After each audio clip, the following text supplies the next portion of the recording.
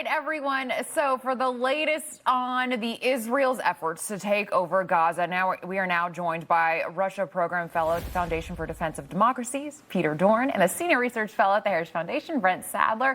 Good morning to you both. So we're going to, jump right back to Israel. And our reporter, Jody Cohen, was talking about that flotilla, of course, that had activist Greta Thunberg on it. They're claiming they were attacked by a drone strike. The Tunisian government coming out and saying, no, that was a fire allegedly on board, maybe by a cigarette that lit.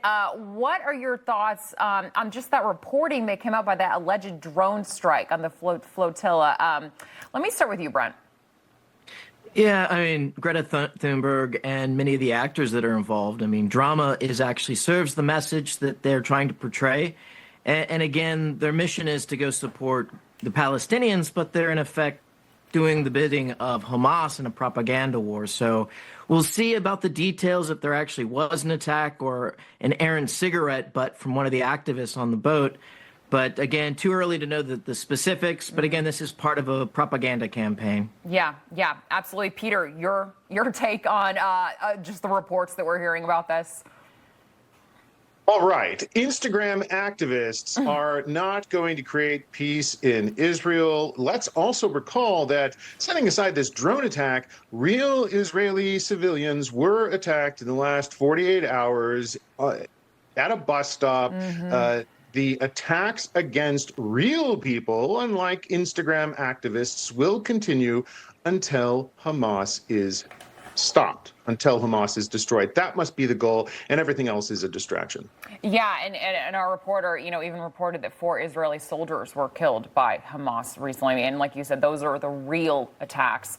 But so Israel actually struck and destroyed yet another high-rise building in Gaza City after warning residents to evacuate beforehand. Brent, will this move make Israel closer to their overall goal of taking Gaza over? Well, yes, it's a very slow-moving process because it is a very densely populated area of the Gaza Strip. But it's got to proceed, and quite frankly, the operational pattern's got to pick up tempo because, again, the pressures overseas, we're going to probably see in the next week or two at the UN General Assembly, a lot more posturing, a lot more signaling. Hopefully it doesn't result in any real diplomatic or political pressures in Israel's supporters like the United States. Unlikely, as long as President Trump and his team is in office, but again, it is part of a bigger campaign. It's global in its propaganda scope, but the Israeli IDF does have the capability. It just needs to pick up the tempo and stay ahead of the propaganda campaign of its enemies.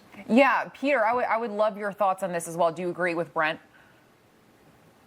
Yeah, I think so. And this is the real problem we face right now. Hamas is very effective at spreading its propaganda around the world through most media sources that Westerners listen to. We need to increase our resilience to Hamas propaganda and see through the lies that they spread and put into our daily news diet.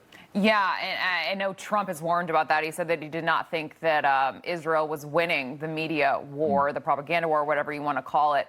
But let's head to Russia now. So they're now brushing off President Trump's latest comments about further sanctions over the war in Ukraine, saying they have, quote, no effect whatsoever and are, quote, absolutely useless. That's an interesting take there, Brent. What's your reaction to these comments?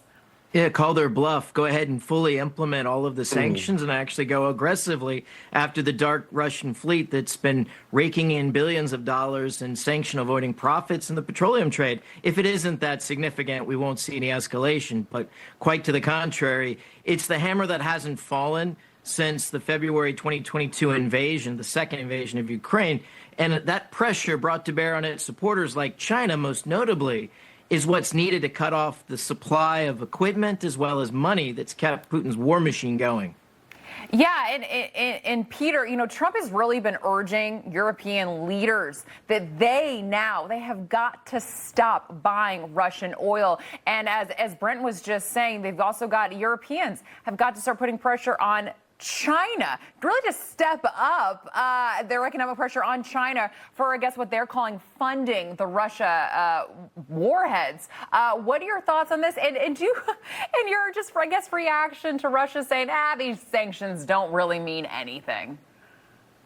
Well, think about this. Last year, Europe sent more money back to Russia in the form of payments for oil and natural gas than it sent to Ukraine in the form of military support.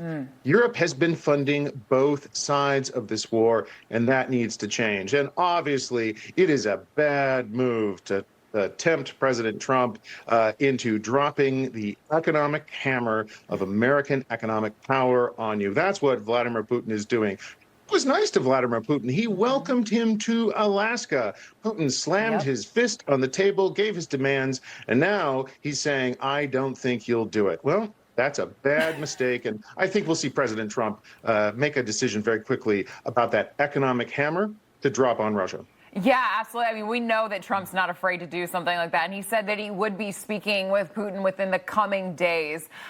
Peter Doran, Brent Sadler, gentlemen, thank you so much for coming on this morning. Really appreciate the conversation. Thank you. Thank you.